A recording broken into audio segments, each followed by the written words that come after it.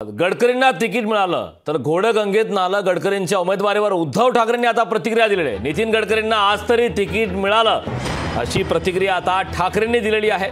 खरं तर पहिल्या यादीमध्ये नितीन गडकरी यांच्या नावाची घोषणा झालेली नव्हती, त्यामुळे त्या मुद्द्यावरून विरोधकांनी जोरदार टीका केली होती.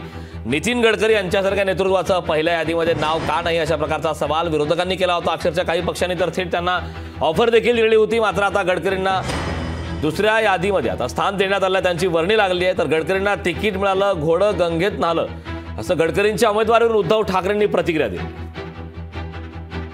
दोन फक्त खासदार होते, मग प्रमोद महाजन आले, गोपीनाथ मुंडे आले.